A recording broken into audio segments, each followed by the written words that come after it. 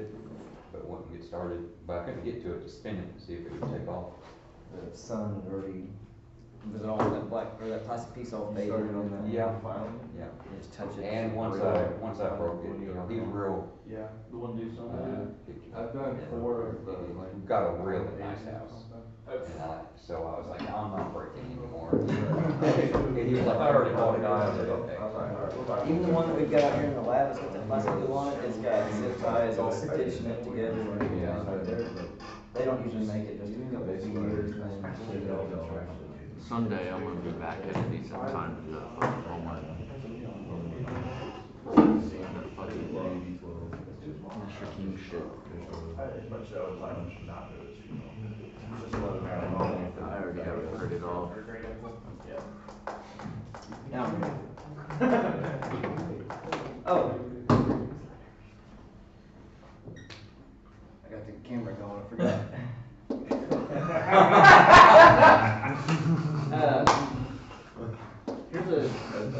This is a question on the journeyman's test. It's something real similar to this that I've heard about. But here's the question. You ready? Which light will be on when powered? Number 1. Okay. Is it a trick question? I don't know, so I'm asking you. When half like. Well, when When energized, it's gonna be like number 1.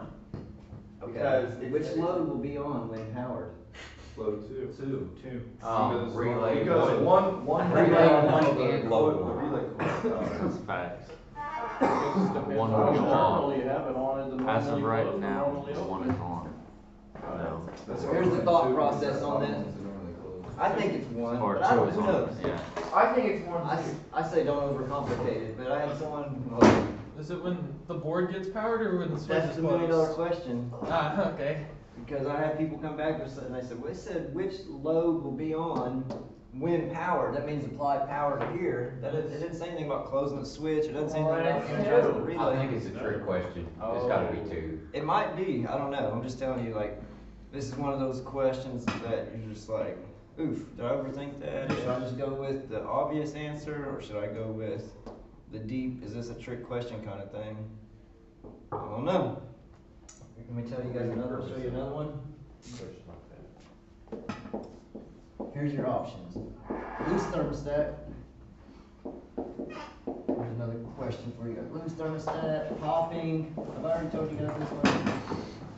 I don't believe so. Flame rollout. And yellow flames.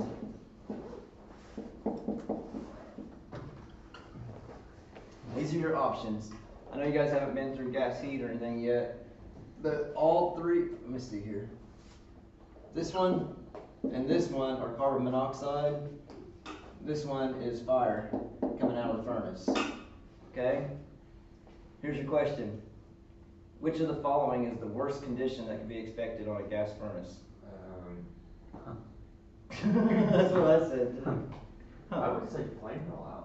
Would you? Yeah, if it's like Carbon monoxide. is Yeah, not I think killer. carbon monoxide. Flame rollout is fire coming out of the, so it's gonna burn. This question is asking you, do you wanna burn to death or die of carbon monoxide? Neither. Which one's If I had better? to choose one, You don't know? all 3. I think It would suck to die. I would almost pick this one. I think it's a Carbon monoxide, you would go to sleep first. Facts. Alright, so, and then there's people, so the journeyman's test was written back in the early 90s or whatever, when we had standing pilot furnaces. That would suck. Yeah, so there wasn't flame rollout switches. On standing pilot furnaces, there's rarely a rollout switch. We only have rollout switches on in-shot burners. When we start using tubular heat exchangers and stuff like this, and we use in-shot burners, when you put the burner right here and just shoot the flames in, then we have rollout switches. But when we just had the big sword burner in there and the flames just went up into the cell, like up into the big clamshell, then there was no rollout switches. So, if this question is from 1991, then maybe it's the flame rollout, because there's no rollout switch. If this is a modern question, then we've got rollout switches on modern furnaces. Yellow flames is incomplete combustion. Anytime you have incomplete combustion, you're gonna have carbon monoxide and soot. So, but it should be going up the flue pipe. Popping, again, it's like it's lighting and extinguishing or whatever. Poof, poof, poof. That's carbon monoxide, that's incomplete combustion. Carbon monoxide, flames, and then the thermostat's loose on the wall. I almost think that it's a typo or something, and that's the answer, but I don't know. Good luck to you. Hey, could you, like, I'll go there with was flame something rollout. that he, bucking, what is bucking? Could you explain that? Bucking, yeah. Good question. Good question. Cause like, that's been on some tests and he We didn't don't really know explain anything much. about that. I don't even remember him talking I about it. don't remember him talking about it, I just remember him say that this is bucking and. We had some It's questions when your on- polarity is reversed on the secondary of the transformers. Whenever you're talking about paralleling two transformers or something and they buck, It was on a This is dual on motor voltage winding. coil. it was on what? Dual voltage coil, I think, or This was, the one I had was Voltage on motor. was on a motor winding, on the run winding specifically. I'm not familiar with that. Yeah, it was a question on a test that we had last week. Okay. Typically, bucking means like, last week? whenever you, Sunday? remember big spark bad, little spark good? Yeah. If you parallel the transformers, that's bucking. Big spark is bucking. Okay. It's polarity flip flop. And big spark is that, right? Big spark bad, little spark good. Okay, but what does that cause? What is the, like, what does it do? Polarity is reversed, so So- you got L1 going to neutral or whatever, right? You got power going to common or neutral instead of power to power, common to common. You got a flip flop. That's bucking. What else? How does my heater inside my house it doesn't have any ventilation. How am I not getting carbon monoxide? It's not supposed to be, it's ventless. It's a little 5-burner Oh, on the wall? gas heater, yeah. Those little charcoal bricks, those white Yeah. bricks that are in it, so that's where all the magic happens at. They're clean, they're burned very clean. I'd Okay. still have a carbon monoxide I've always detector. wondered about that.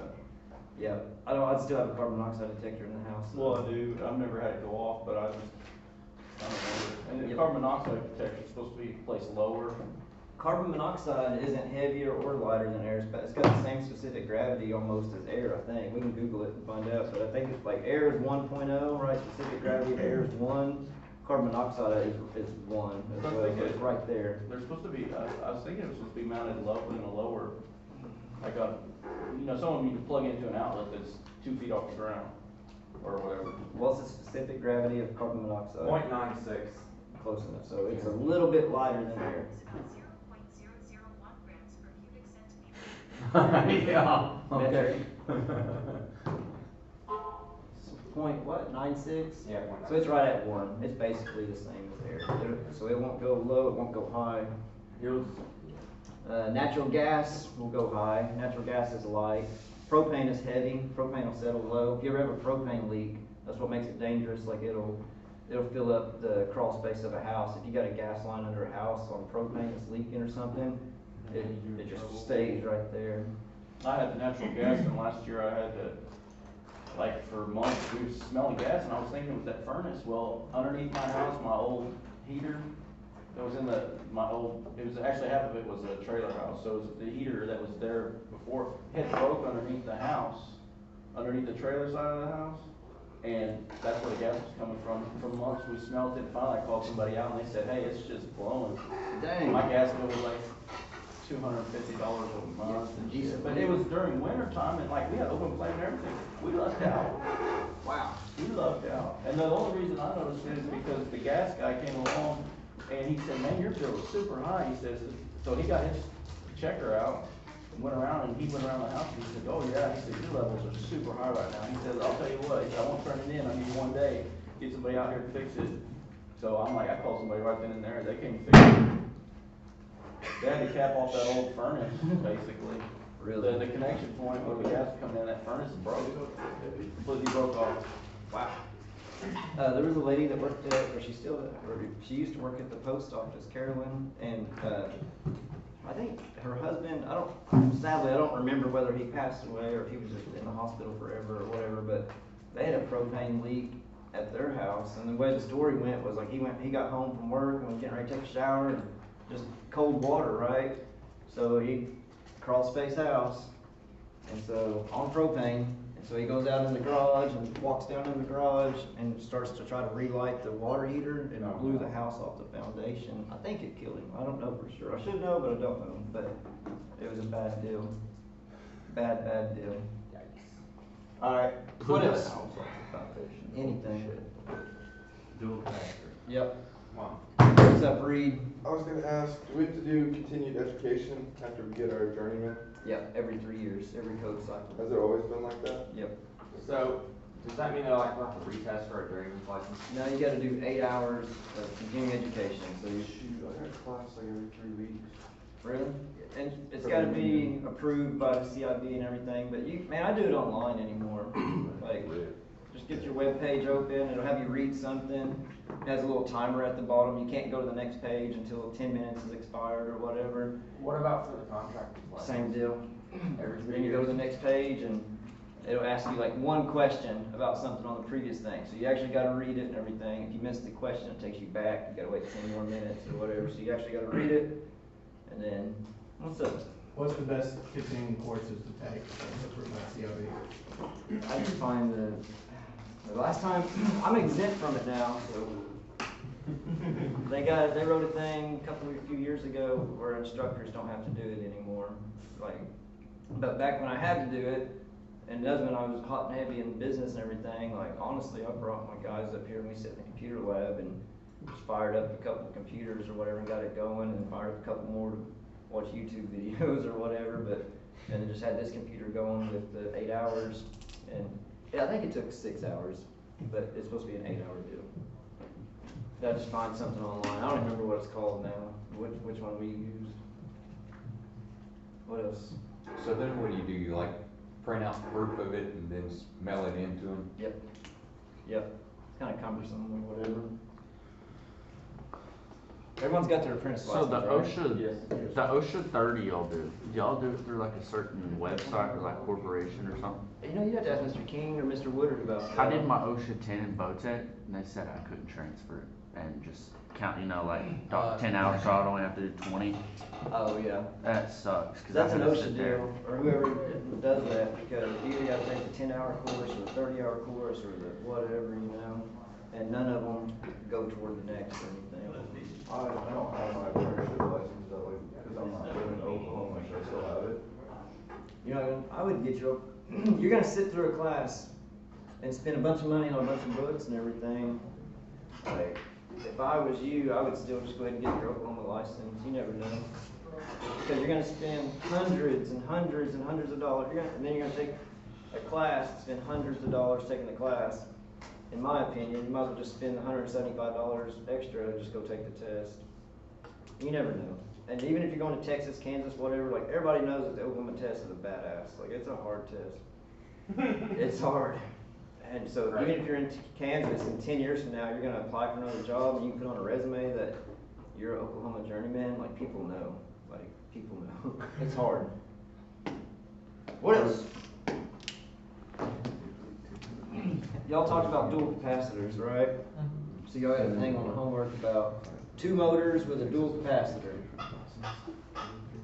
I don't know that I've ever drawn a straight line of You that. have to have your own Oklahoma, Texas. But you had your journeyman for both. This is how every residential unit in the world is set up. Good money. Compressor contactor, that'd be the contacts for it. How would you draw this? So That's what I was. Especially if it's easy to get to Texas and that's really good deal to get home. It'll take 2 o'clock. Yeah, I think that 8 hours. alright, so let's say like this is the 5 microfarad, and this is like a 60. Y'all have seen dual capacitors? You know what they look like? If you look at them from the top. If you look at it from the top, it's got boom, boom, boom. There'll be 4 terminals there, and it'll say common. And then I think it's 3, and it'll say like Herm. And then there's 2, and it says fan. So common is actually this common point right here, but it goes to the other side of the line. So it's actually run. So remember that. The common terminal on a dual capacitor is run. So it's not common over here, like feeding it, it's the other side, it's run. It's the common point of the capacitor. Does that confuse everybody? No problem? So this common point is actually run.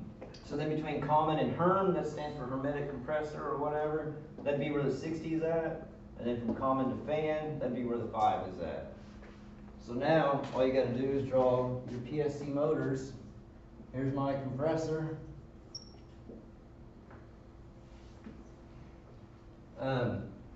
Run, I put that in a bad spot.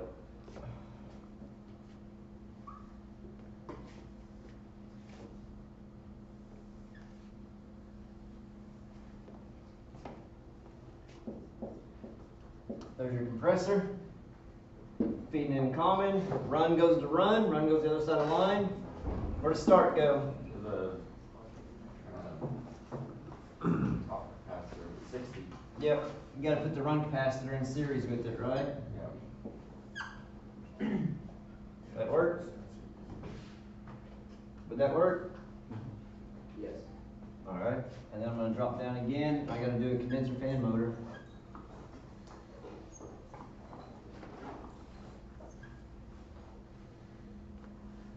Yeah. You can clean it up and make it straighter. Woo. You have to do a hoppity hop here. Get the idea? Cheat codes. And what's this called, This is a dual run capacitor that's feeding 2 PSC motors. This is every residential unit in the world that uses a dual capacitor. Every single phase residential condensing unit in the world. Dual capacitor. You guys see how this common terminal doesn't, like, people get hung up, like, this is common of the motor, common, right? And it is, that's where power's coming into the motor. The common point of the capacitor, of a dual capacitor, is the common point that is feeding both capacitors. And so it goes back to run. Pretty easy. See a bunch of people writing, I'll let y'all write that down. What else?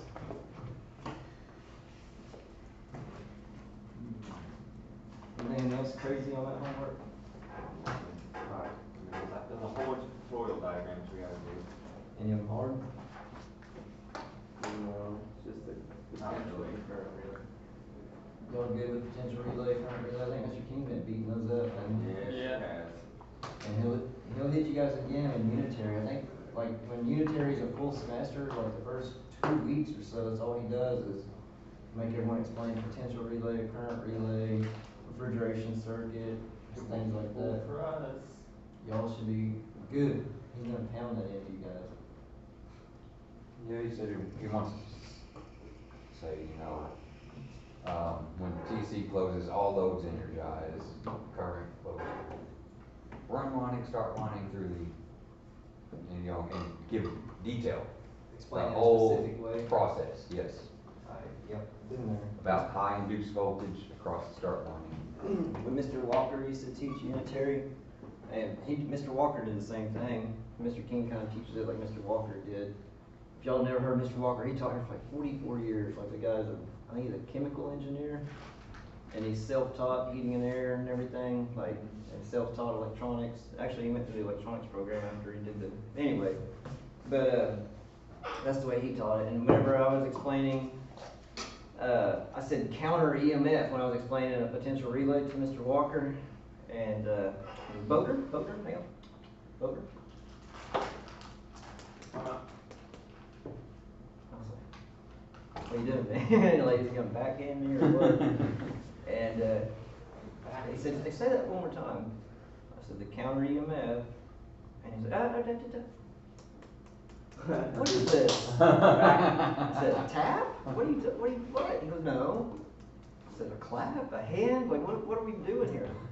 He goes, if this is the palm of my hand, I'll never forget it, man. I was like, what is going on here, And he wanted me to say back EMF instead of counter EMF. Like, he wanted it explained exactly the way he said it or whatever. He was yes. And so Mr. King just picked up some of that, or whatever.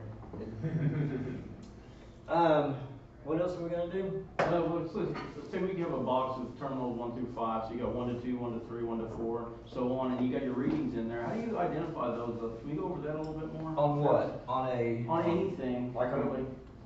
Like a motor. a motor? Yeah. Like the motor windings, the different speed taps for motor winding, I think is what he's getting at. Well, I mean, Are you talking about for like a defrost timer or what? Let's do a defrost. Or are you talking defrost timers? You talking about taking home readings and putting them? Putting them where they should. Yep. well, you got when your normal operation, and then you've got the 2 boxes with 1 to 2 and all that go down. That sounds like a Then defrost. you've got like unlimited and all that, like, then you've got some that say 62 and some that say 17 or whatever. I mean, how do you identify all them? I'm having trouble with that. That might be something that might come up. Yeah.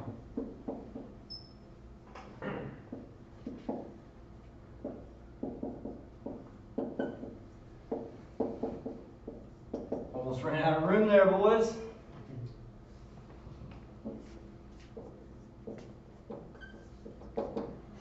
Like this? Yeah, sure. Defrost clock stuff. Let me give you one.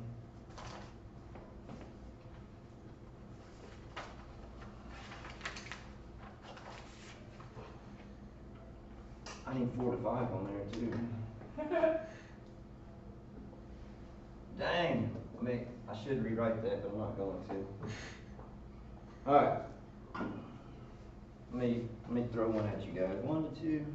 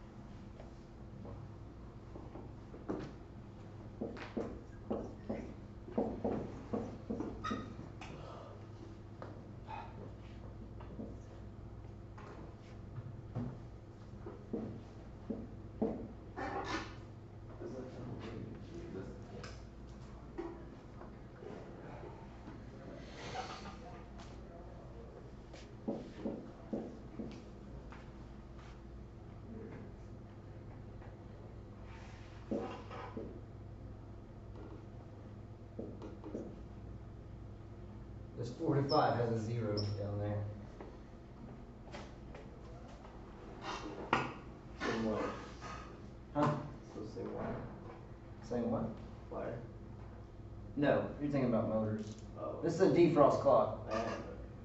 Defrost clock. There's 5 terminals on a defrost clock. Y'all talking about defrost clocks, right? We just started camera today. Oh. Well. We'll be early. Alright. That's okay. This is a time temperature defrost clock. So it's time initiated and it should be temperature terminated. Have y'all talked about time temperature defrost? We talked about time. Time is time initiates it, time it terminates it, kicks it out, right? This one will do the same thing, but it also has a termination solenoid inside there. And so the termination solenoid basically, golly, if y'all haven't talked about this, we're gonna spend a lot of time on it. He went over it one time yesterday, Okay. the diagram with the termination solenoid. The termination solenoid, basically there's a thermostat that's located in the evaporator, and once it gets up to 40 or 44 degrees or whatever it's set to, it'll close. So it closes on a rising temperature. The evaporator warms up because it's frozen, right? So it's below 32. But once we go into defrost, when we warm it up to 40, 45, that TC, termination TC, is gonna close. It's gonna energize a termination solenoid and actually physically knock the contacts back to normal operation. Just like the time clock, how it trips, and after 40 minutes of defrost or whatever, it click, and it trips the contacts back to normal position.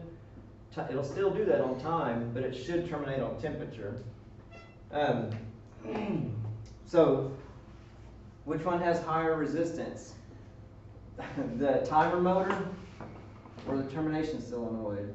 Anybody remember? Do we? I really don't know. I think it's the timer motor, but I'm not 100% sure on that. We're gonna roll with the timer motor. Y'all better check me on that. Fact check me on that, because I have not owned out a time clock since I was a student here. I don't think. I just don't do much refrigeration. So I think it's the timer motor that's got the highest resistance. So the way I do it, I look for the ones that have resistance, no matter if it's in normal operation or if it's in defrost. So we got 500 here, no matter what. So there's something there between 1 and 3, and then there's something between 2 and 4, right? Because they've both got 1200 all the time. So the highest is going to be the timer motor.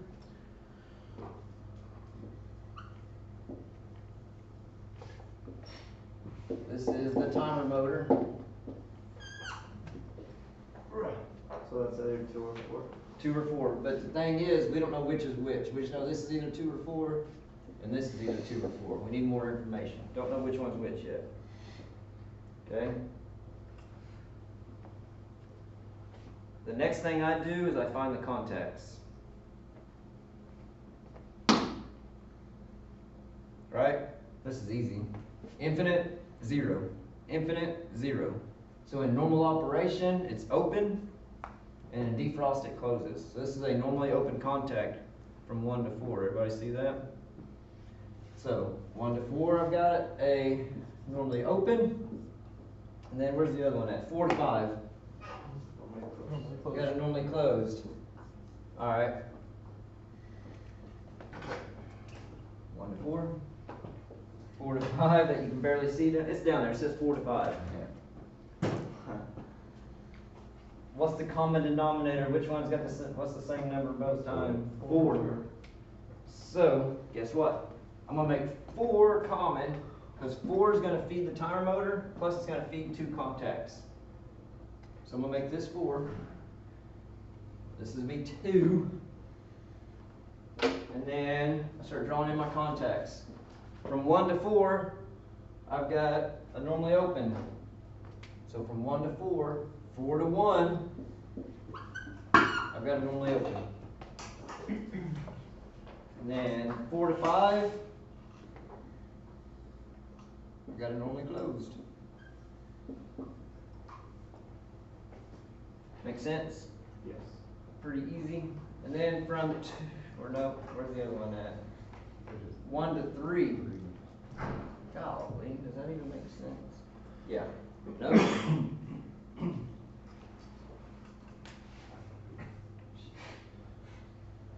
I'm recording this too. Hang on.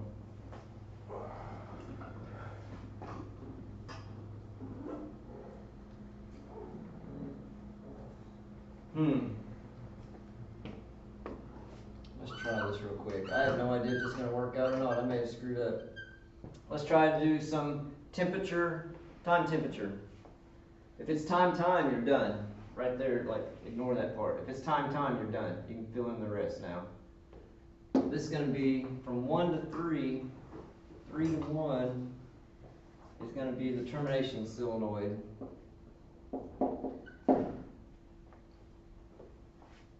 Alright. Yeah, we can do this. Cool, yeah, this is easy. You ready? Let me take this back out for a second. Let's do the normal stuff. Let's do time stuff first.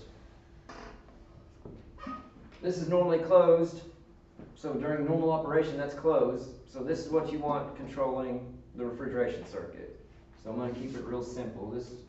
I'm going to take off from 5, and I'll go hit a TC. And then the TC is going to bring on the condensing unit, or whatever, the refrigeration unit. So Compressor and fan motor. Compressor and fan motor. If this is a little unit and the compressor only pulls like 8 amps, then you can pull 8 amps through this contact. If it's a big, like 5 horsepower condensing unit or something, it's just going to energize the compressor contactor, and the compressor contactor will close, and bring on your compressor and condenser fan. Man, I'm not gonna draw a PSC. There you go. Compressor, condenser fan. Everybody knows how to draw a PSC motor, right? Yes. Alright, I drew them as a circle. So during normal operation, that's closed. TC has control of the compressor contactor. Compressor contactor is controlling our refrigeration unit, my condensing unit. Easy? Yes. No problem? What's gonna go out here? Your defrost heater. Defrost heaters. Oh, I was putting that in red, sorry.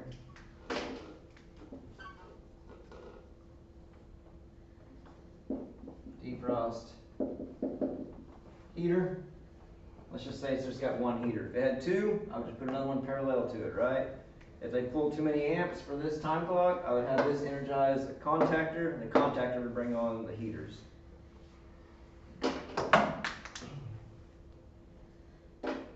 That's it for time. So now let's do time temperature. What was it? Where's our termination solenoid, we think? 1 to 3?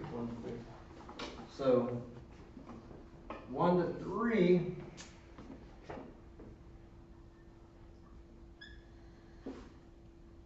Termination solenoid. It's physically located inside the time clock. So if this gets energized, it's going to switch the contacts back. So during a defrost, right, these are going to change. It's going to open this one and kill the refrigeration circuit. It's going to close this one and bring on the heater.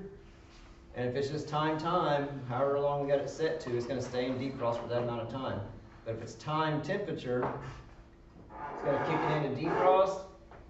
And then we're going to have another thermostat that closes on a rise in temperature.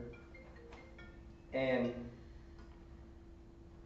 it's going to be embedded in the evaporator, like it's watching the evaporator temperature. So it's going to change positions. It's going to close at like 40, 45 degrees. I'm going to put it right here. Termination TC. If this energizes, it physically does the same thing as whenever it rolls out of defrost on time. It trips the contacts. So what should happen is we're in defrost right now. The heater is energized. It's warming up the evaporator. We killed the refrigeration unit, right? So we're just running the heater that's in the evaporator, trying to thaw out the evaporator. Evaporator warms up. It gets up to 40, 45 degrees. This is going to close. What happens when that closes? Energizes termination solenoid. Energizes termination solenoid. Termination solenoid goes kadoosh, and it hits these contacts and puts them back to normal operation. And we go back to refrigeration mode. Is that okay? Is one of these more effective than the other one? Like, is time better than the time? No, time is about as basic as it gets. I'm glad y'all are getting this. Are you not getting it? No, I'm not getting it, man. Alright. That's, When we get back out there, I don't have a fresh brain like most of these guys. So he always ranking old timer. Huh? He told us that the number 40 would always be important for defrost clocks. 40? Like 40 minutes for defrost, or something like that. And then 40 so 40 degrees to Yeah. kick it out. Yeah, 40 degrees. Yeah. A lot of times you can get away with doing 4 defrosts a day at 40 minutes each, and then or kick it out at 40 degrees. But time is basic. Once we get into time temperature and stuff, it's always better. And when you guys get to Mr. Davis in commercial refrigeration, he'll show you guys the KE2 therm or something, I think that's what it's called, where no more time clock, it's a solid state board, and it's a demand defrost. It doesn't care if it goes into defrost once a day or 5 times a day. It just automatically, it starts looking ahead, and it looks back, and it does a calculation, and it kind of determines when to go into defrost. Mr. Lamb will teach you guys all about the PI, and the PID loops, proportional integral derivative, or whatever. PI. That's too much math. Dr. Lamb is going to take y'all to school on electronic stuff, but on a PID loop, what I do know is that it's smart. It looks ahead and it looks back at things it's done in the past, and it makes a decision and determines when to go into defrost and stuff. And so it'll actually watch coil temperature with a sensor instead of a snap action disc. It's like my coil's 39.4 degrees. My coil's 39.3 degrees, 39.2. Like it watches the coil temperature, and then it watches the box temperature, and it just does a simple calculation. Box temperature is whatever, 40 or whatever. We'll talk about a cooler, but yeah, let's say it's a freezer. We've got a 5-degree box, and my evaporator is 0 degrees. So I got a 5-degree delta T, right? 5-degree box, 0-degree evaporator. So I got a 5-degree delta T. So it watches it run. As it starts freezing up, it sees the coil temperature dropping, and then it says, "Hey, let's try a defrost at like a 12-degree delta T." If it's in defrost for like an hour and a half, it's gonna be like, "Man, I let it go too long. I'm trying to maintain like a 30-40 minute defrost." And so the next time, I'm gonna come into defrost a little bit sooner. I'm not gonna let the coil get quite so cold before I go into defrost. And so it learns and it adjusts, and it's always, that's a PID loop. Mr. Lamb will tell you anything else you want to know about it. That's about as far as I can go. It's really complex. It's cool. You know what's crazy?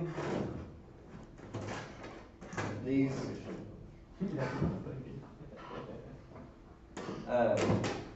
Whenever you guys get into heat pumps and stuff, a heat pump defrost control board does the same thing. If it's a demand defrost. On heat pumps, we have time temperature, so it just goes off compressor run time, and coil temperature only. If it's been running 90 minutes and it's got a 30-degree coil or a 28-degree coil, like we go into defrost. The problem with that is you can have a 28-degree coil that doesn't have a speck of frost or ice or anything on it, or you can have a 28-degree coil that's just frozen over. It doesn't really tell you much. Demand defrost is where it's at. Time sucks. Time temperature on heat pumps suck. Like demand defrost is where it's at. Alright. Give me another one.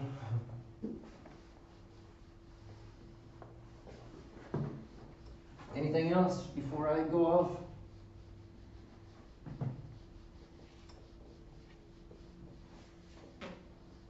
Nobody? Oh, I got 1,000, but I'll give somebody else a chance.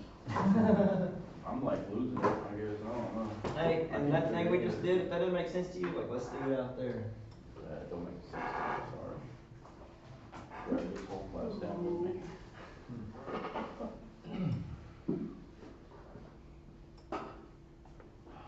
Alright, let me run over a few things with you guys. Let's talk about fuses for a minute. Has Mr. King hit on fuses with you guys very much? No, didn't you say something about fuses the other day? I kind of mentioned it. I didn't know. Cartridge fuses. Yeah, that's what got me. Never heard of it. Cartridge fuse, it's just a fuse. Like it's just a cartridge or whatever that pops in, pops out. Fuses. Like square or what, like round or? Round fuses, Round regular old. cartridge. Have y'all never seen a fuse? Yeah. Yes. I just didn't know they called cartridge fuses. They have them in there. Don't we have on a job out there that has a few of them on top?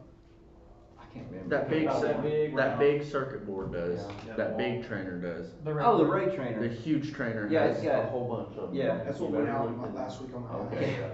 So they're about like one and a half inches long. Remind just- me, as soon as we get out there, man, we'll do defrost clock stuff, we'll do fuse All stuff. there is rebuildable fuses, aren't they? You can actually rebuild them, can't you? Or like, I've never seen, cartridge fuses are disposable fuses, you trash them when they're blown. But they'll be rated for either 250 volts or they'll be rated for 600 volts. And it's kind of like a run capacitor, right? You can put, y'all talk about run capacitor voltages, right? 370 versus 440. You can always put a 440 on it. Like, that's the maximum voltage it can withstand. It's the same thing on fuses. You can put a 600 volt fuse, you can put a 600 volt disconnect with 600 volt fuses on a 240 volt unit or 208 three-phase unit or whatever, but they're a lot more expensive. So as long as you're 208 or 240, you can get away with this, Once we get into 480 volt, you're gonna have to go to the 600 volt fuse for sure. Fuse sizes, so from 10 or whatever it is, up to 30 amp. I know that up to 30 amp are the same size. And then from 35 to 60 amp are the same size. So when we have a disconnect box, you can either get, talk disconnects, right? Everyone's good with disconnects, like on, off, or the pull out thing, right? On disconnects, they come either the most common ones, a 30 amp disconnect, a 60 amp disconnect, or a 100 amp disconnect. These are all the same size fuse, so from like 5 or 10 amp all the way up to 30 amp, they're the fuses that are like this big and about the same diameter as that marker, as the expo marker. The 60 amp fuses are, instead of being only this big, they're more like that size right there, probably like double, but they're a little bit fatter too. And then these are the bigger ones. These are when you start getting into some knife blade connections and stuff like that. Typically, these can either be round on top where they still pop in like a normal fuse, or they can be the slotted ones that push in like that. But yeah, how do you know what size disconnect? How do you know what size fuse to put on a unit? Voltage and amperage. Voltage and amperage. So where do you get that information at? Nameplate. So if you're looking at a nameplate on, let's say you're working on a rooftop unit or something, and guys, if you're doing the startup, like I'm a commercial air conditioning guy, if you're doing the startup on a rooftop unit, or if your company just did a roof sweep and there's 20 units they just replaced and you're the service guy going out there to start them all up, whenever the inspector comes, like every inspector I've ever seen, man, that's like the first thing he checks is the fuse size. So go to your nameplate, and it'll say MFS or MCB. That's maximum fuse size. Anybody know what MCB is? Maximum current circuit breaker. Commercial, isn't that the electrician's job? With the disconnects? Yeah, but we put the fuses in. Okay. Right. Go to your nameplate, and if it says maximum fuse size is a 60, then put a 60 on it. And then there'll also be another thing that says minimum circuit amps. If it says minimum circuit amps is 70, that means the electrician has to size his wire to handle, once he does his calculation, and he's doing a 150-foot run from the breaker up to the roof or whatever, once he does his calculations, that his circuit has to be able to hold 70 amps or whatever, right? That's called minimum circuit amps, is that what you said? Minimum circuit amps, yes. And it usually just says something like that. What if you see, I'm just all over the place here, fuses, dual element,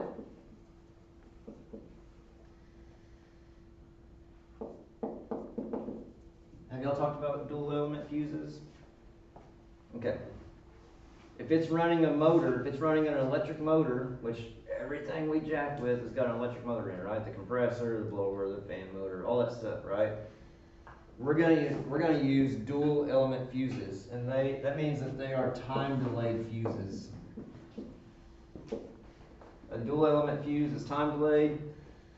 If I have a 60 amp fuse on a motor that pulls 30 amps at running, so this compressor pulls 30 amps, 20 amps, whatever, while it's running. Its full loaded amps is 25. I'm gonna go right in the middle. Am I confusing everybody?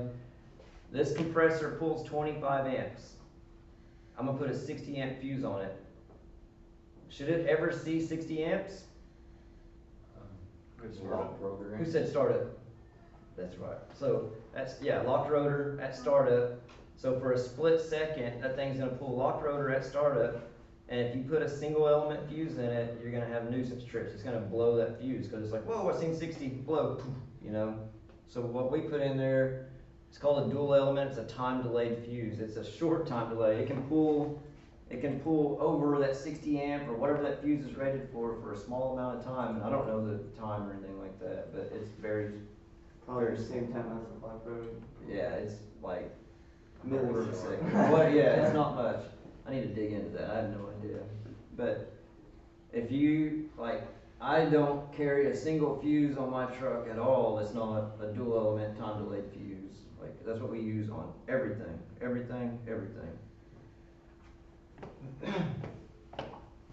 Let me just talk about fuses for another second, and then we'll take a break, and then I got some other stuff we want to do.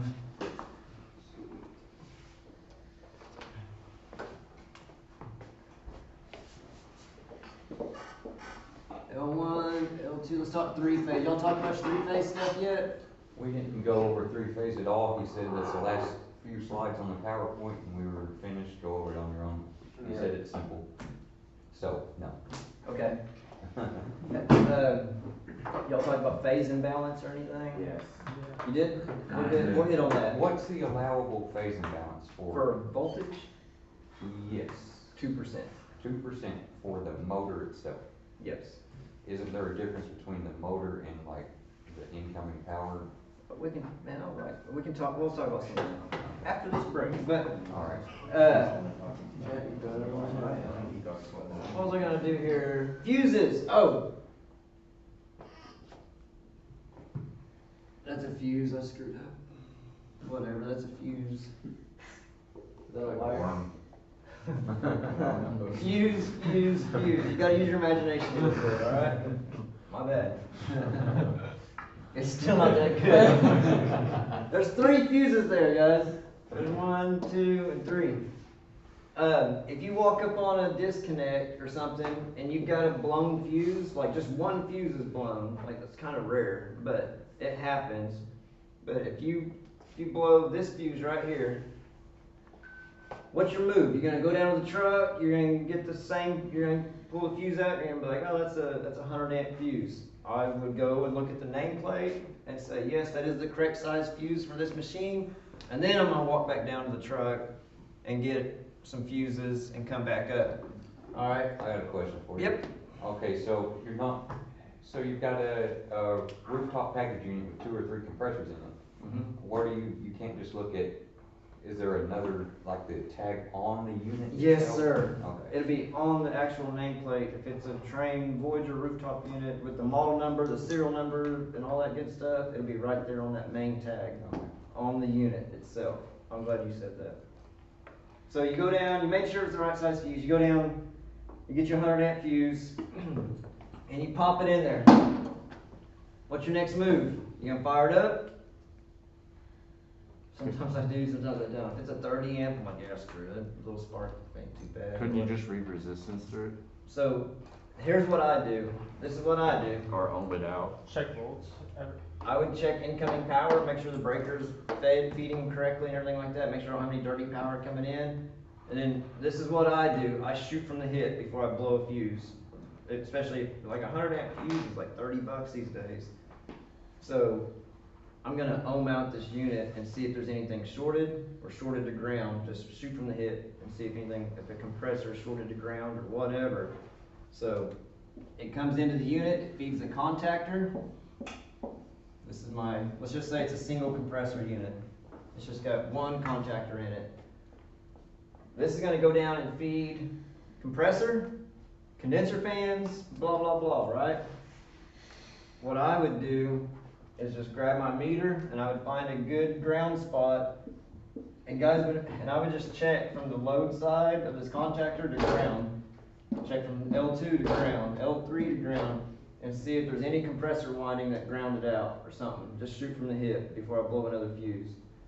If everything ohms out okay, it takes you 20 seconds to do that, if that. You're checking it from the contactor itself? I usually do. You can go down to the compressor and check it there. What would correct ohms be on there? Yeah, what would you To ohm? ground, there should be infinite. With your meter, Have y'all talked about mega ohm meters yet? Megas? Someone way back there. Okay, we can hit on that in commercial air again too, but with your voltmeter, with your ohm meter, whenever I check from a line to ground, like I wanna see OL. There shouldn't be any power that's coming down here and feeding the compressor, feeding the fan motor. So you feeding go the other from, fan you would motor. go from the bottom of the fuse, like where would you put your leads at when you're ohming it out? Maybe on the outcoming power limit. Yeah, so you're looking at the contactor, or so if my 3 legs of power are coming in at the top right here, Right. I wanna come down here to where my components are actually hooked up. My compressor's hooked up there, my fan motor's hooked up there, even if it's a single phase fan motor, whatever, everything's hooked up there. So I'm gonna go to where the compressor and everything's hooked up to this thing, not on the open side up here. I wanna go down here on the load side, so the line side, I'll be down here and just check from each leg to ground. It's an easy check to make sure you don't blow a fuse real quick. Every once in a while, you'll read OL with your meter, and then you put a fuse in it, and you power it up, and you bump this contactor or whatever, and pow! It'll blow it. You're like, well, what's going on here, George, right? Every once in a while, you'll get one that shorts to ground, but it's not like just sitting on it. Our meter with the 9-volt battery in it isn't putting enough energy into that winding to find where it's shorted to ground. But as soon as you hit it with 480 volts or 208 volts and it's pulling 130 amps at locked rotor for a split second, that energy will find that where it's barely touching ground or whatever. So that's a telltale sign. The easiest way to find that is where you would have a mega ohm meter. And now instead of having a 9-volt battery in our meter, usually they're loaded up with great big huge batteries, and they got a step-up transformer and stuff in them. You can hit your compressor windings with like 5,000 DC volts, and it'll find it, and it'll shock you too if you let it. All right. So I put a new fuse in. Even before I go to the truck, man, I usually just shoot from the hip. Like, is anything shorted to ground? 9 out of 10 times, it's not. So let's say everything checks out fine. You put a new fuse in there, and it fires up and it's running. What's your next move? It had a blown fuse when you got there. I'd have my amp clamp on the motor. You're dang right. So before I flip this disconnect on, if this was the fuse that was blown, I'm probably gonna start with my amp clamp right there. And I'm gonna fire it up, and this 100 amp fuse, and so I wanted to see something much less than 100 amps. And you can go to the nameplate of the unit and find out what the compressor's full loaded amps is and everything like that, kind of add it up in your head and say, okay, I should be pulling about 60 amps or whatever it is. And if I see something higher than that, then I've got an issue. All right. Let's say the amp draw's okay. Like, what's your next move? You had a blown fuse, nothing shorted to ground, checked it, shot from the hip, everything's good, put a fuse in it, fired it up, checked the amp draw looks good. You ready to slap it on the butt and wish it the best of luck? There's one more move I would make. One more move. Check the temperature of this fuse. Get your infrared out, a little red laser beam, right? And let this thing run for 5 or 10 minutes. And if I shoot this fuse and it's 90 degrees, and this one's 122 degrees or 140 degrees or something like that, if there's a big difference, if this is a hot fuse compared to the other two, you've got a bad disconnect. You've got a loose fuse. So the way you can try to pop the fuse out, try to tighten it up, try to clean it up, try to put it back in there. But majority of the time, I'm gonna replace the disconnect. Because, I mean, if it was my mom and dad's house, like, yeah, I'll tighten it up and I'll fix it, and it'll get them by for another year or two, and then it's gonna do it again. Like, replace the disconnect, in my opinion. So how often have you seen that? It's more common than you think. So do we replace the disconnect once they're installed on the unit, or do we call in the electricians for that? Get away from the camera. Okay. HVAC guys do it all. So yeah, check the temperature. If it is hot, it's got a loose connection. You guys know fuses only trip because of heat. like high amps equals high heat, and high heat, we'll call it pop. Same thing like a circuit breaker, fuse, same thing. So if you've got a loose connection acts as a resistor, and it'll start generating heat. Y'all wanna take a break? Let's take a break. Have you seen the video? Yeah.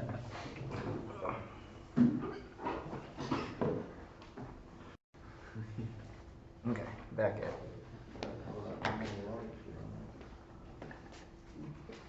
Your maximum three-phase voltage imbalance. Man, I wanna back up before that. I'm gonna do another one up here. It's called deviation from expected voltage.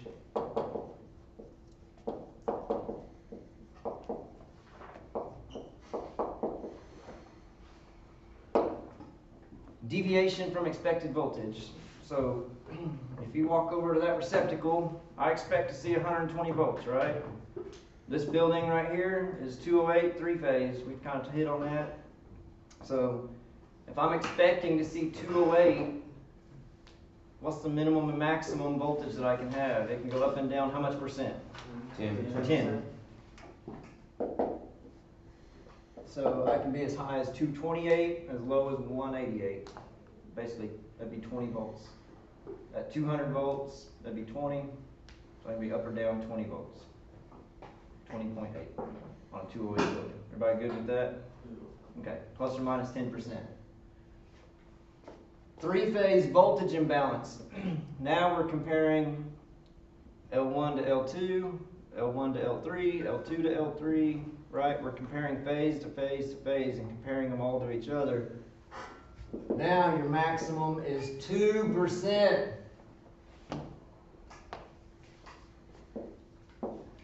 Three-phase current imbalance.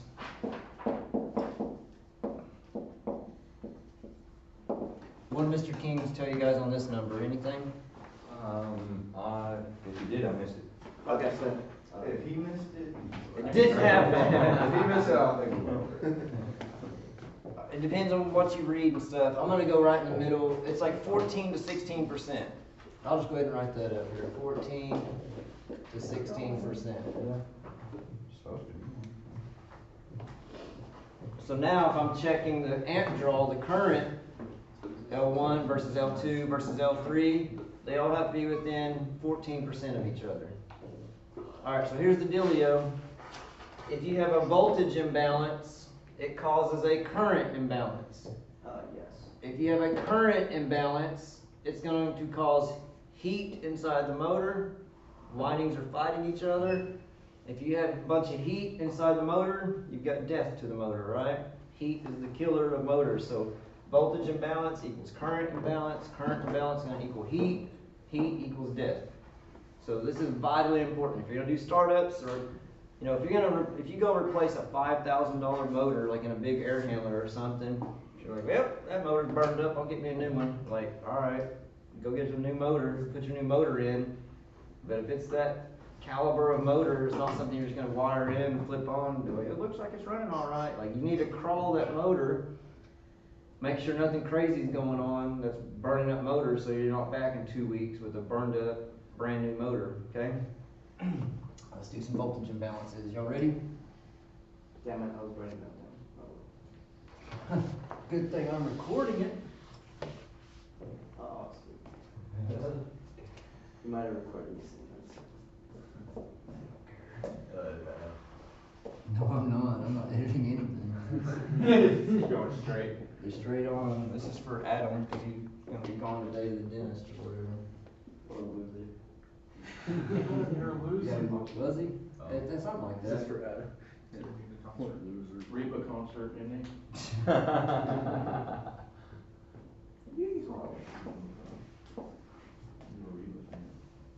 I'm gonna start off simple.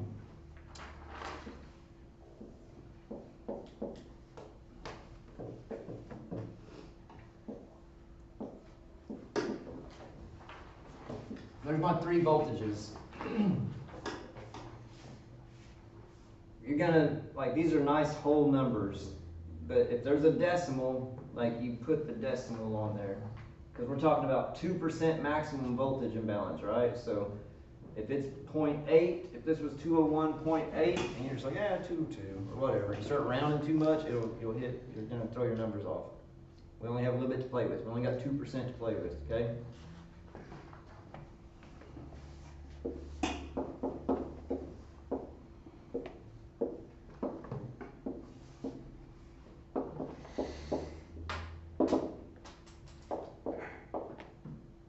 There's your formula.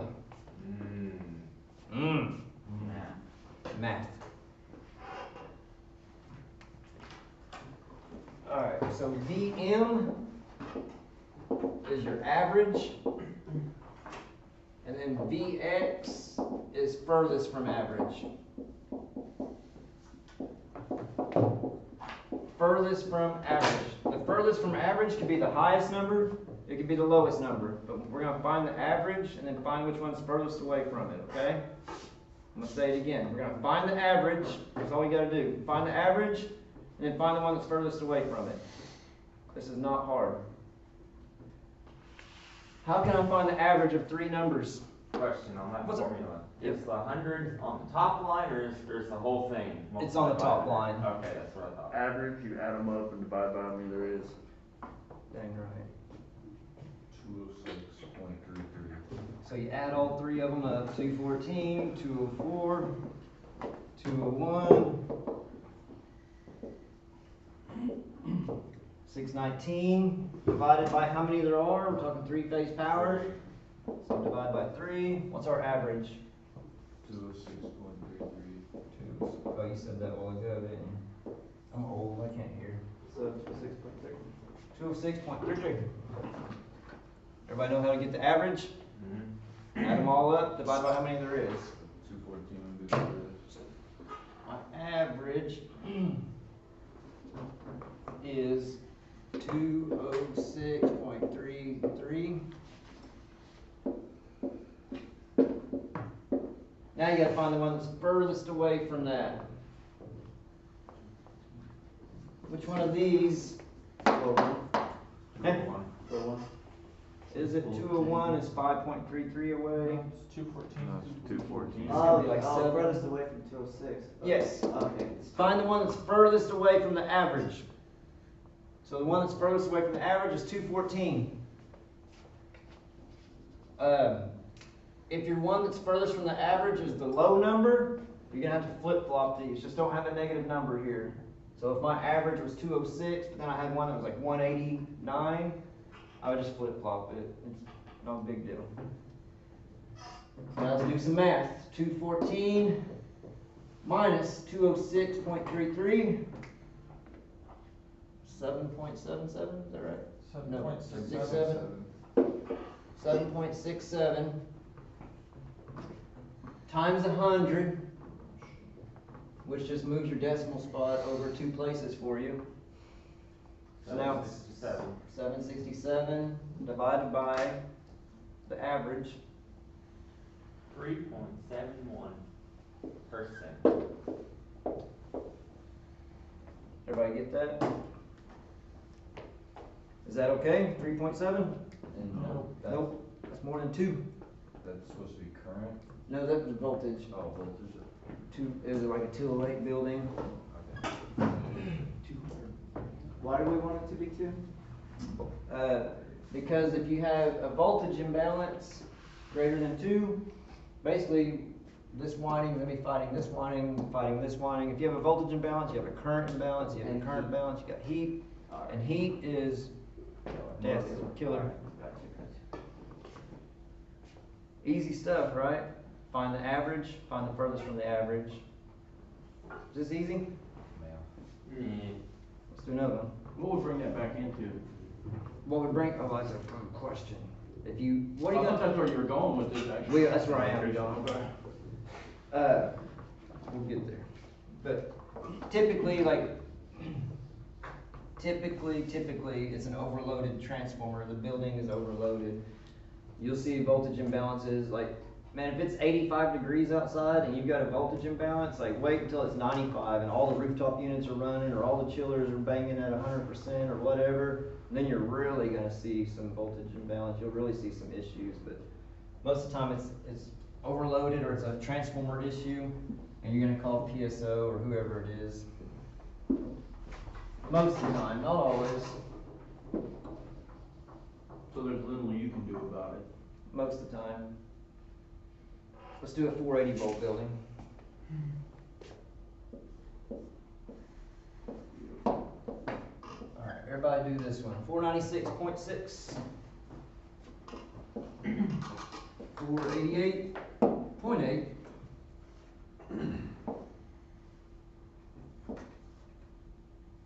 481.1. I'm real clever today.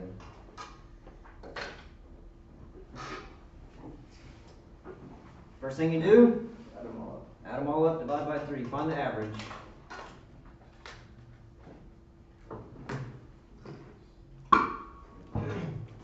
$488.8. Is it? 83. 488.83. What was, oh, never mind. Add them all up, divide by 3.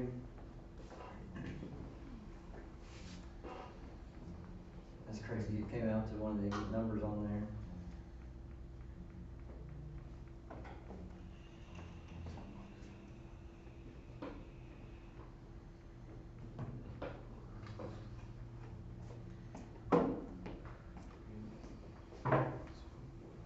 Which one's furthest away from that? That's gonna be tough to. 496. It'd be 496. Is it? Yeah. Just by a They came out pretty close, you made to do the math. How's that? So it's 496.6 is the one furthest away. Okay. I believe you. 7.8 and 7.7 is the difference. So we. Wow, is that close?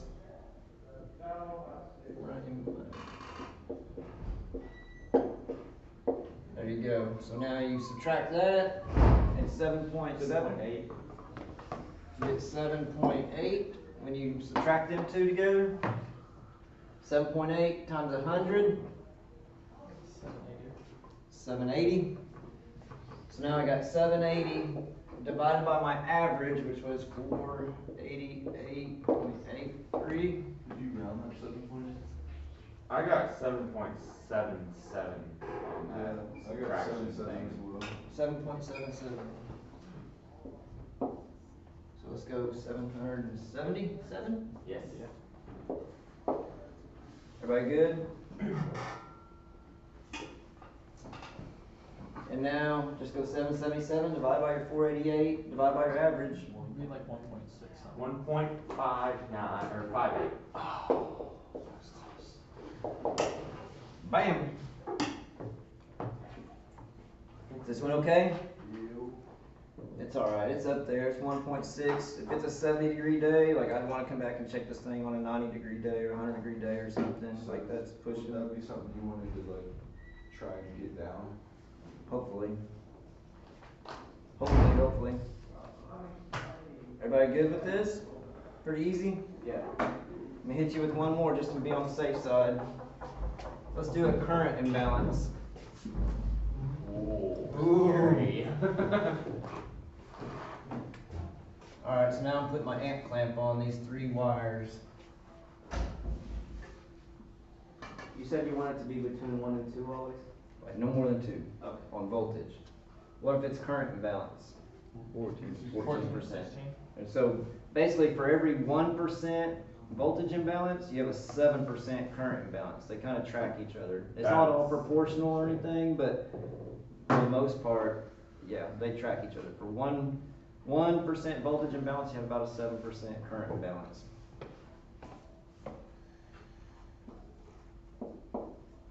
.1 amps,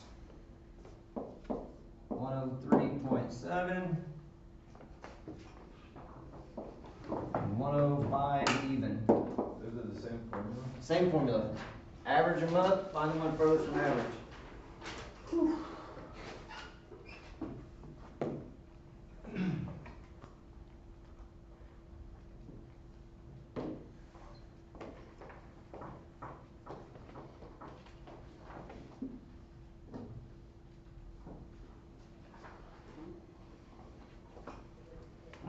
commercial work, if you do commercial startups, you can do these in your head, like after you do a couple million of them. But if you're doing startups, you will always do voltage imbalance, current imbalance. Add them all up, divide by 3. What's our average? 101.2.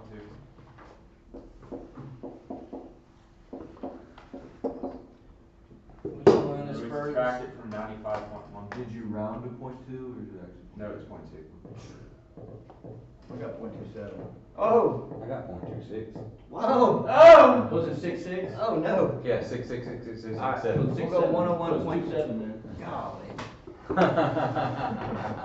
If it's 266, and it's gonna be 2.7, right? Yeah. Okay. I agree. Above 5. Who told me 101.2 anyway? Noah? No. That's what it I'm was! just messing with you. Alright, the average is 101.27. The one that's furthest away from that? 95.1? 95.1. 6.17. Times 100, moves it over a couple places, which is 617. So now we have 617 divided by our average. 6.0. 6.1. 6.06. I got Which is 6.09. 6.09. Yeah. What's wrong with your calculator? It's an iPhone calculator, that's what I'm using my phone. 6.1%, is that okay? No, Objection. yes, it's okay. Yes, it is, I'm because not trusting the today. maximum current imbalance is 14 to 16%, depending on who you read, who you talk to. So that's maximum, so it's okay if it's under? Yep. Yeah, you definitely want it under. You would love. What's up, Mr. King? I'm sorry to interrupt your Come on class. in. You remember Talon Turner? Yeah. Tell them a little bit about Talon Turner. And definitely in the top 5 sharpest cats I've ever seen in my life. And like the guy was hungry. He ate it up, man. Like he. So this fellow right here is from Colorado. He graduated here in 1978. He's the reason Talon Turner came to school. Wow. And then Talon went back and done commercial refrigeration with him. But I've been on a tour, so-called tour, talking to him about refrigeration. But I asked him. I said, "You want to teach for 5 minutes?" And he said, "Yeah, I wouldn't mind doing that." Tell him a little bit about what you've seen in your career in refrigeration. Everything. I mean, everything. You can't imagine what you're gonna work on, you know, every day is different. You get phone calls, like I was just telling him. I mean, you know, you can be, everything from, just a mechanic to a hero. Yeah, that's the way it is. I mean, I've had Albertson stores. I had one in Denver one time. They single phase the store, you know. And I went in there, and out of 22 units, 18 of them are out. So the whole store's down. And I was by myself. And I was like, and the guy at the store manager, you know, he's standing there looking at you like, what are you gonna do? I gotta get this going. I'm losing ice cream. So your mind, after, you know, years of doing this, your mind thinks about stuff. I mean, when you go to a grocery store like that, you have to find the most important things down. Meat cases, ice cream, you got about an hour with ice cream, and it's done. Once the top starts popping on it, it's over. So, you know, you start thinking about that. Okay, I gotta get this system on. And all it was basic contactors had burned up. The coils and the contactors smoked on 18 units. Well, I didn't have 18 contactors on my truck, but I had quite a few, and I started making phone calls, and within 2.5 hours, I had the store completely back online. But that's what you do, because you get a mental idea of what's going on, and you gotta, and like I said, I started with the ice cream, and I went to the meat cases, and I got all that, and then you just work your way down. Produce, you know, some of that stuff, like door freezers and stuff, they'll hold the temperature, but ice cream and meat cases, no way. But that's just kind of things, I mean, I worked on, you know, refrigerators up to, you know, 100-ton units. I mean, it's just, you just don't know what you're gonna get with a service call. But that's what I loved about the commercial refrigeration. I was the only guy out of my class that went into commercial refrigeration. Most guys go into air conditioning, which is nothing wrong. I mean, it's a great field, you know, but with commercial refrigeration, it's crazy what's out there that they refrigerate. And you'll get into situations, I mean, you know, if you're not willing to get dirty, be on call, you know, look like a piece of shit, whatever, you know what I mean? You're not gonna make it. I mean, you've gotta be able just to be versatile. That's what it is. When you get in that truck, you take off and somebody calls you and they say, hey, you know, my walk-in's down. Well, I just start talking to them, well, what's going on? You know, what's going on? Fans running, you know, this, that. I mean, you can get a mental idea of what you're getting ready to walk into as soon as you get that phone call. And I like to talk to my customers about stuff like that. All right, tell me what happened, you know? You have a power outage, you know? I mean, you just, that's how you find out. I mean, you can fix that system a lot of times over the phone. You don't even have to go out. But you just have to kind of get familiar with that kind of thing, and then you'll get to know systems. I mean, I don't know how many of you guys are going into commercial refrigeration. I mean, I don't, you know, but most of the guys in my class went, you know, air conditioning. And like I said, they did very well. You know, a lot of them own their own business. That's what I ended up doing, starting my own business as, you know, time went on. But, what's the name of your company? What's that? What was the name of your company? Scott Refrigeration. Okay. Yeah. And Talon worked for me, and I sent him down here because, you know, of what I learned from the school and what it did for me. I mean, this is one of the best schools in the nation. You're not gonna find a better refrigeration class or school, you know, and air conditioning and all the things that they teach you here, that you can't find it out there. It's just not, it's not around. But you guys are, I mean, you got a good future ahead of you if you just, you know, take it to heart. And you know, the biggest thing that I found is when you get out, if you're doing service work and stuff, your communication with your customer is number one. I mean, you can be the sorriest damn mechanic out there, but if you get on the good side of these people and you talk to them and communicate with them and let them know what's going on, and you tell them, look, I gotta run to the parts house, I'll be back, you come back. A lot of guys don't come back. I mean, it's just the way it is. And once you earn their trust, you got a friend for life. I go hunting and fishing with these people. I mean, I do all kinds of things with them. But once they know who you are as a person and they know the kind of ability you have, man, you're in, you know, and they'll request you. I mean, Tyler said he's a perfect example. He became the top service mechanic in the state of Montana. I mean, the top service mechanic. And he was 22 years old when he got out of his school and started. So, I mean, it's what you're gonna get out what you put into this. That's the bottom line. But, They're gonna be getting out of here. I didn't wanna keep you very long. No, you're fine. Yeah, appreciate it. yeah. Thanks, guys. Tell Talon, if you see Talon, tell him we said hi. I'm gonna call him so we get out of here. I've always a little creation he made in there, but, He, and if you guys, Talon Turner, like, he was, like, I say he's in the top 5, he probably was, like, I'll take anything away from him, but he was extremely, like, the guy was he's on a it. good guy, good kid, yeah. He was hungry, extremely hungry. See you guys. So we gotta get hungry. Little pet talk. We gotta get hungry, huh? That dude was hungry. Like, that was a small group. There was only like 6 or 7 students in there. John Page, Corey Davis, Joe Bates. Smaller group though, easier to learn, huh? Probably. Man, they pressed me. Like, I had to like dig up in commercial air. I went through all my curriculum. It was a 16-week class. I went through it all in like 8 or 9 weeks. And I was like, oof. Like yeah, so I had to go dig up more stuff. And so I've got a whole extra binder of commercial air conditioning stuff just because of that class right there. Like, they were hungry, man. And yeah, that guy was, but he was super technical and everything, but he was also, like what that guy was saying, like, he could carry himself well, he could talk, and he could speak well, and he was the whole package, man. He's a really good guy. He's also the guy, if you guys ever hear me tell the story about the student that got hit by phosgene gas real hard and passed out in the grocery store, that's the same guy. Like, he was grazing in. That leads me to a question. What's up? I was gonna ask you, so, something I encountered this summer, replacing, reversing valve. Loading that thing in, you know, you've got oil burning, refrigerant, it's burning your nose, mouth, lungs. Yeah. What do you do about that? The only thing you can do, what I would do, I keep a crappy vacuum pump on my truck, and I'll hook the vacuum pump up to it and just let the vacuum pump run. And it's gonna trash the oil in your vacuum pump, because it's gonna be sitting there sucking all the air in and everything, just dumping it out. But that way, whatever you're doing, it's in a negative pressure behind it, and it'll suck it in rather than it trying to come out at you. That's about the only thing you can do. And I've done it with a brand new vacuum pump. It is what it is, because you don't want to get hit with that phosgene stuff.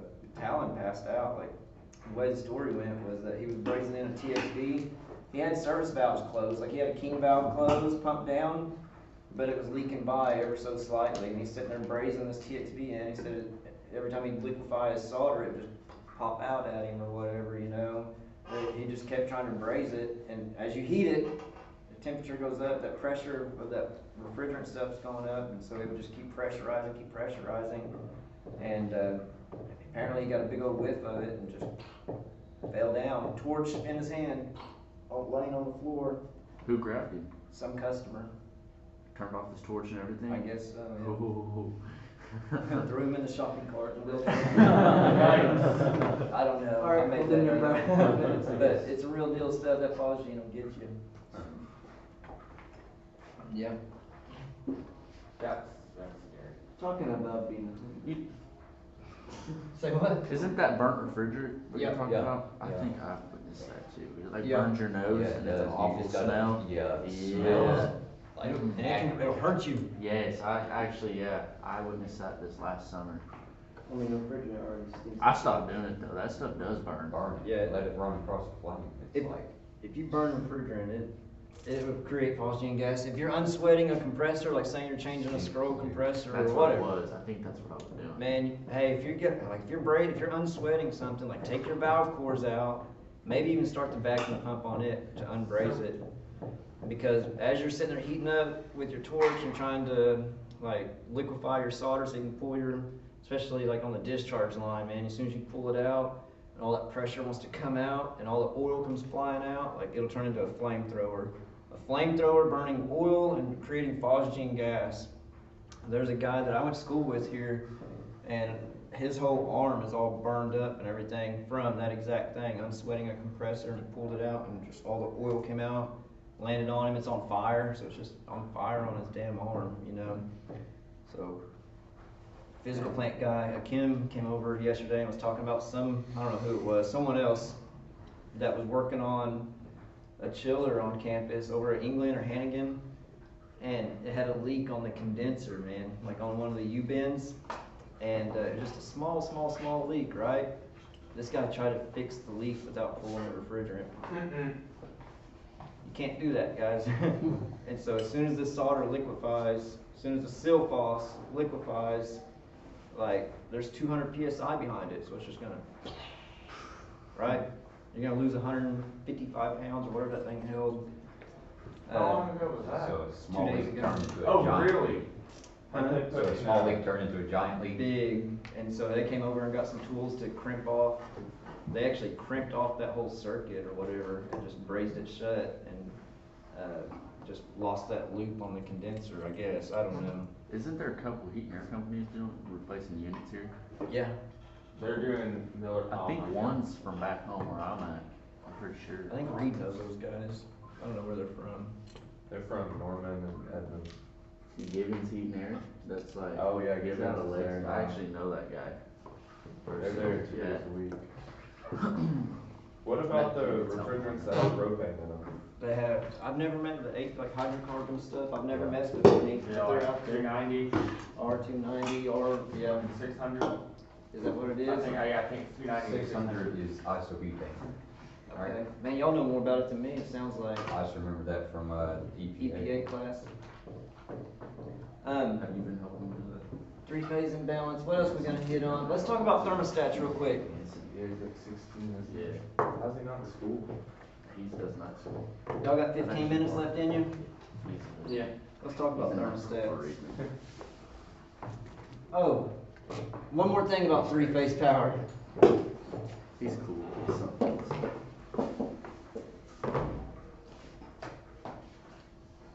3 minus 1 is 1. If you have three-phase power and you lose any one leg, you're back down to single-phase power. There's no such thing as two-phase or anything like that, I've heard. 4-phase. Man, there's no such, like, single-phase, three-phase. Hey, but there is a cool video out there on YouTube if you want to nerd out. There's this electrical engineer. I see the videos all the time. Huh? What's his name? I don't remember. I can look it up if y'all Is it want. the engineering mindset? I don't remember. It's just this old man sitting in a chair with his legs crossed, No. like drinking coffee. Oh, no, never mind. Not that one. Okay. Let me tell my story. So this guy took, You guys know all the benefits of three-phase power and how it runs so much smoother and everything. Yeah. It's so high starting torque, all that stuff. He took three-phase power and created 3 more sine waves and ended up with 6-phase power, and everything doubled, like everything nearly doubled proportionally. So starting torque doubled, efficiency doubled, like everything doubled. And then he went to like 12-phase power, doubled it again, went from 6 to 12. Have you seen it? No. Oh, it's actually pretty cool. The guy nerds out. How did he You not told us kill about himself? this before though. I need to find that video. I'll dump it on Canvas. How did he not kill himself? I don't know. He's just this old guy drinking tea, sitting in a chair or whatever. And all of a Legs sudden, crossed. 12-phase power comes out. Right. Hey, Canvas question real quick. Can you access this stuff after the semester? Can you go back Not to for this? very long, I don't think. No, I tried to do that with applications. It's gone within like a week. Typically, it's like a week. If there's something you want, let me know. Like, I've got it all saved. I can dump it to you. Everything. Alright, The whole catalog. alright. Bring me a YouTube jump page. drive or Go how through that YouTube. works. I'll bring you a thumb drive next week. Like I'm dead serious. Especially that picture where you're sniffing them. Oh. Dump that on Canvas. Also, we didn't get to see that, alright? We gotta put that big screen out here on the wall. You kept that for a night, didn't you? It was my pillow for 2 nights. That makes more sense. Oh, I really didn't. good thing you had an explanation for that. I know. I had to tell you guys. You're all looking at me like, I had to show you guys the real text and everything. Everybody's been freaking out. Yeah. Thermostats. These are the 4 main terminals on a thermostat. Have y'all seen these before? Yes. Yes. Oh, good. What's R? Power, right? Yeah, common. 24. Is it 20, It's it's 24 24 volt power. That's your power, there's your yay. This That one. one. All right. So your transformer got 2 leads on it, right? Power and then common, neutral. The power from the transformer comes into R. White is cooling, or W is cooling? No. Oh, yellow is white. Yellow is cooling and white is heating. If we can guess long enough, we can get. W is Ha-ha! And then green is common, right? No, fan. Fan, there it is. Yeah, I'm gonna put blower, but yeah. We saw that Boom. video long time ago. I can do it. Y'all seen this before? There was a video quiz. Yeah. Alright. Oh yeah, But I that's gave you guys been- that, my bad. That's been 2 months ago. Right. That Davey had off or something or other. So here, I'm gonna teach you guys how a thermostat works. It's super easy. Super easy. A thermostat is just multiple switches. So power comes into R from the transformer. Makes sense. And then if it needs cooling, it just takes R and sends it out Y. It says, there you go. And then that Y signal is gonna go outside and energize the contactor coil. Contactor energizes, pulls in, closes its contacts. If we're gonna bring on the condensing unit, we gotta bring on one more thing. You want the blower on as well. So on a call for cooling, the thermostat will take R and it's gonna send that 24 volts out Y and G at the same time. This will bring on the compressor contactor outside. This will energize the blower in the furnace. So now we're moving air through the house or whatever we're working on, and the condensing unit comes on outside. So there's no delay between the condenser and the blower coming on? Not typically, sometimes, but no. The Okay. thermostat's not gonna do it. Okay. If there is a delay, it'll be in either in the ECM blower motor, or it'll be in the board in the furnace that's controlling the blower motor. Okay, cause on the package unit that we rewired, Right, that one right there? yeah, that looks there one, it takes like 30 seconds before the blower to come on sometimes, Yep. sometimes more. Really? That's a Yeah. long delay. Yeah, but if you move the wires, it like kicks on. Yeah, Well, that's there's sketchy, so another issue with the wiring, I forgot to tell you that yesterday. So that particular unit has an X13 constant torque ECM motor in it, so it's programmed in the module of the motor. Like whenever it sees a signal to run at the cooling speed, it's just don't do anything for 10 seconds. And that gives the evaporator time to get like pre-chill basically.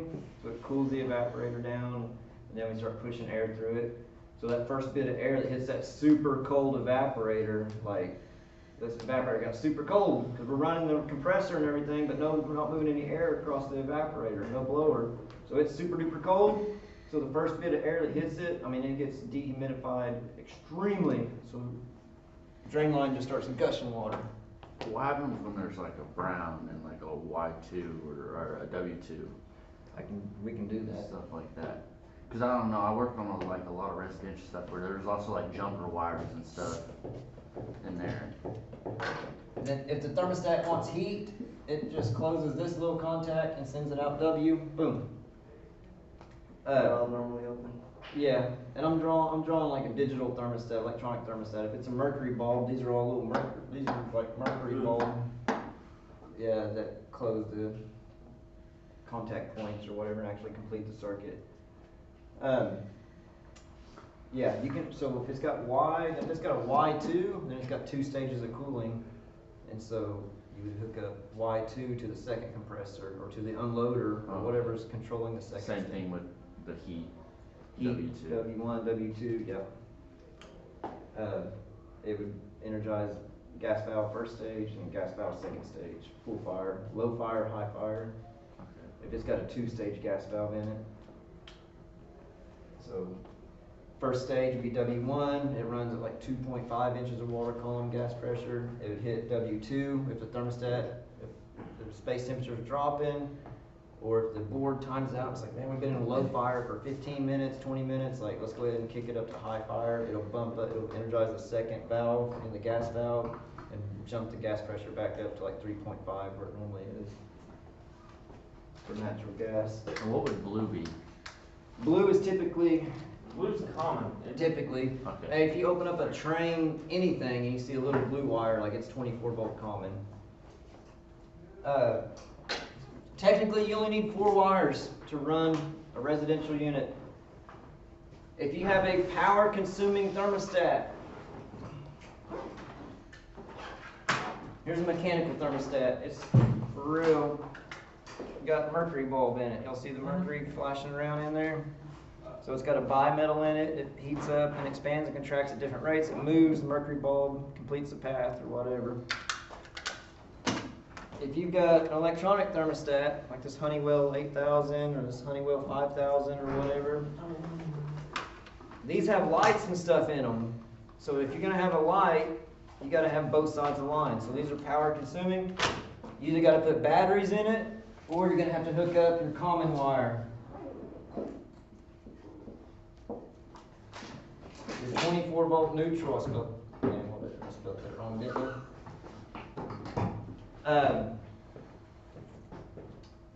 If it's power consuming, you gotta hook up a common wire or put batteries in it.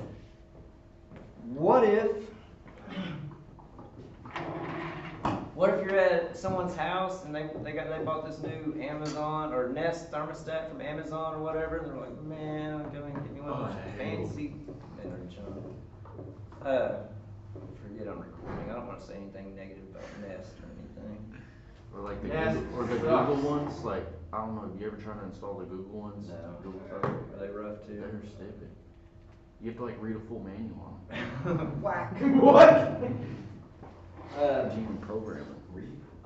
You've done it. What if you've only got 4 wires at your thermostat though? What if they only pulled 18.4? So you got 18 gauge wire, 4 conductors in the pair. So you've only got 4 wires. You got red, yellow, green, and W. But you got this homeowner like wants this Nest thermostat hooked up. What you gonna do? You can pull new wire. That's probably what you should do. Cheat code, like it's a hack. Here you go. Take your G wire and tie Y and G together. So that's where your jumper would come in that I sometimes see. If there's something goofy like that, yes. Yeah, okay. And then that G wire that was hooked up here, I'm gonna go out to the furnace, take G off of G, take green off of G, I'm gonna stick it on common, and I'm gonna stick it right there on the thermostat. But the problem with this is if they go to the thermostat and they're like, hey, I wanna turn the fan from auto to on, I just wanna circulate some air in the house, well, R is gonna energize G. As soon as it energizes G, it's gonna come up here and energize Y, you're gonna get air conditioning. So they lose their fan function, which very few people use that. But I you highly can doubt that would be a problem. it would. I mean, I highly doubt, I don't think. Oh yeah, I agree. It's a hack, but it is what it is. You can get away with it if you need to, if you get in a bind or whatever. There's something else you guys said that I was gonna. Can't even remember what it was now. What else y'all wanna talk Are about? those all the terminals you would see? Like, what are the most common terminals you would see on anything? That's it. That's it? You wanna do a heat pump real quick? Yeah. Yeah.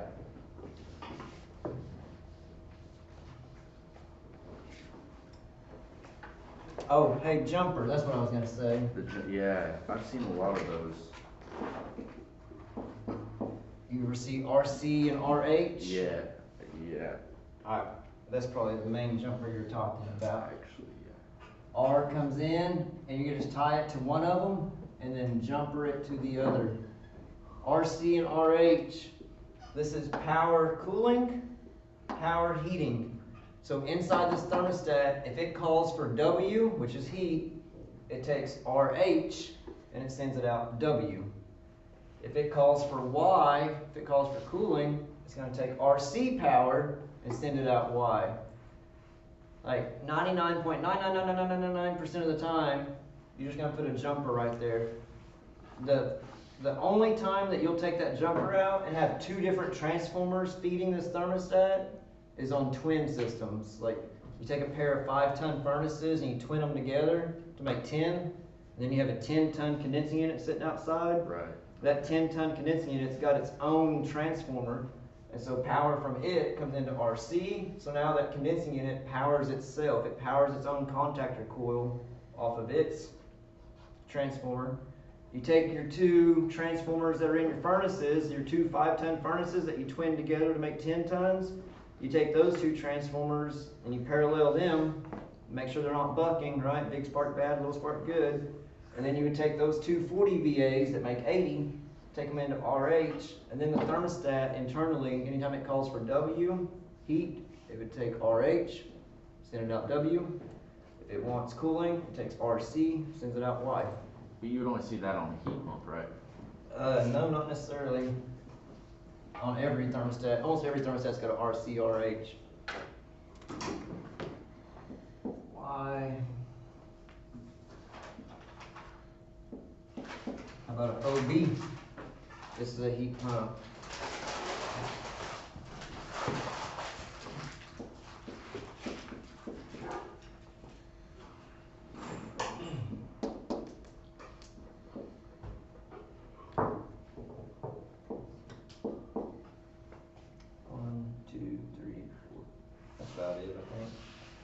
So here's a heat pump thermostat. If y'all don't know anything about heat pumps, that's okay. It's an air conditioner that just runs the refrigerant backwards. So now the indoor coil becomes the condenser, and the outdoor coil becomes the evaporator. So these are still power. Why on a heat pump, so it's saying cooling, we're just gonna say compressor, because we're gonna use the compressor for heating and cooling. When this thing calls for first stage heat, it's going to energize Y, and it's going to bring on the compressor and start sending discharge gas to the indoor coil. So our evaporator, our indoor A coil, is going to now be hit with discharge gas. It's the condenser, so it's going to get hot. And then we're going to also bring on the blower to blow air across it, right? So now we're using refrigerant, hot discharge refrigerant, to heat the house. O and B, this is the reversing valve. That's what's going to direct the refrigerant. Hey, we're in cooling mode, send the discharge gas to the outdoor coil. Or hey, we're in heating mode, send the discharge gas to the indoor coil. So it's just kadoosh, kadoosh, which way we headed. O, here's the easiest way to remember this. O fails to heat. Means, when I say it fails to heat, that's what Mr. Shepard taught me back many years ago. It fails to heat. So with no power to that reversing valve, if it uses O, it's over in the heating mode. And when you power it, it powers to cooling. Make sense? When you hit it with 24 volts, when you hit that reversing valve with 24 volts, it's gonna switch over to the cooling mode. Here's the reversing valve. Discharge gas comes in, got a slide valve inside there, it slides back and forth. It's gonna take discharge gas and either send it to the outdoor coil, or it's gonna take discharge gas and send it to the indoor coil. Kadoosh, kadoosh, kadoosh. What about that middle one? That's suction, that's your true suction right there.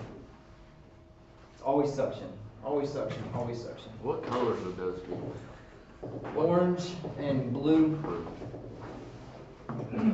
So this will, yeah, this can trip you up because on a Yeah.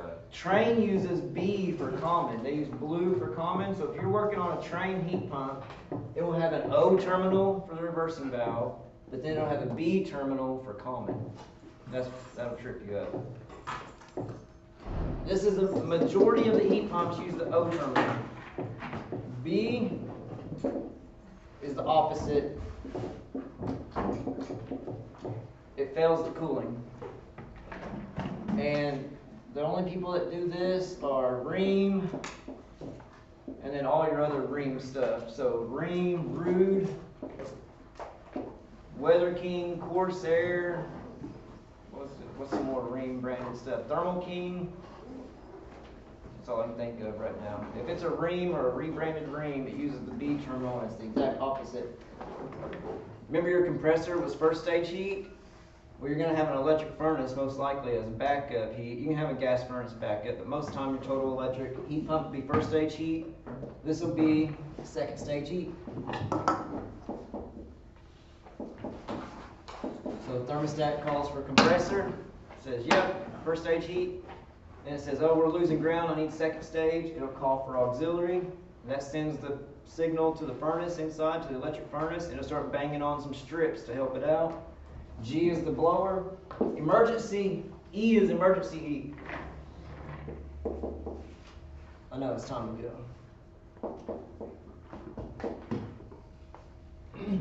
On every heat pump thermostat, instead of just saying cool, off, heat, it'll say cool, off, heat, and then you'll have another spot for emergency heat.